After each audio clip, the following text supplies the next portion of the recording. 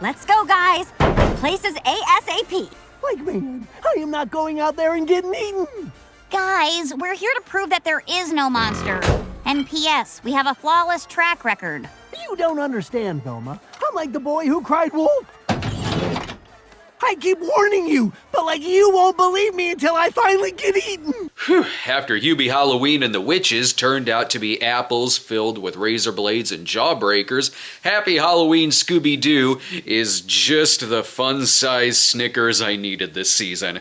From Warner Brothers Animation, Toxic Ooze has interrupted the Halloween festivities, which unleashes a hellish army of floating pumpkins with the ability to swallow and take over all the people in Crystal Cove. I was sold on this movie right away in the opening credits, which has Shaggy and Scooby escaping the terror simply by turning off the horror music, while all kinds of carnage goes on in the background, unbeknownst to them. The film carries with it a style that highlights various decades of Scooby-Doo and horror. It has groovy 60s and 70s dance sequences and fight montages. There's glorious synth scores placed over shots of toxic waste like it's a trauma film, and all the way up to a few well-done modern references. The animation is gorgeous as well, while still keeping the spirit of the animation style of the older series, but with updated computer effects that blends together really well and simply makes it look like a natural evolution of the old show. Now granted, I haven't seen a lot of the direct-to-video Scooby-Doo movies, so I'm sure a lot of what I'm saying here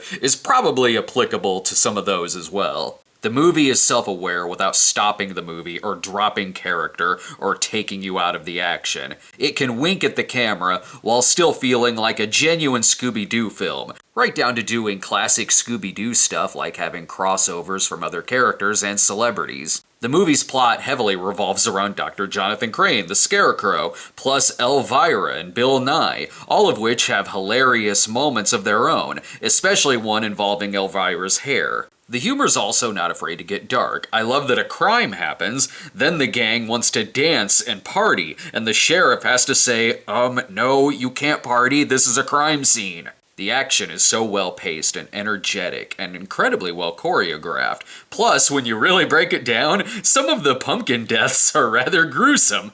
The voice acting is also top-notch, which features Frank Welker and Matthew Lillard, who's so wonderful and heartfelt as Shaggy that he just is this character and should remain voicing this character for as long as he can. It's exactly the kind of movie that Scoob should have been. This is a funnier film, a smarter film, it's way less cynical and pandering. It knows its characters and source material far better than that film did. Not to mention, this one actually has a mystery in it. When the main plot began, I sat there wondering, just how are they gonna logically explain this situation? And they certainly do in a gigantic exposition dump that's so heavy that, I won't be a party pooper. I'll just sit here eating my candy and pretend this all makes sense. I'm not even the most hardcore Scooby-Doo fan, and certainly not an expert by any means, and I thought this movie was a lot of fun, a real joy for the season, and it's a quick sit for some Halloween laughs. I give the movie a solid B+. If you're a Scooby-Doo fan, I think you'll find a lot to enjoy about the film. And I'm glad I remembered this much about it, considering I watched it like a couple of weeks ago. Anyway, subscribe to our channel today, and follow us on Twitter @TheCinemaSnob. See you next time.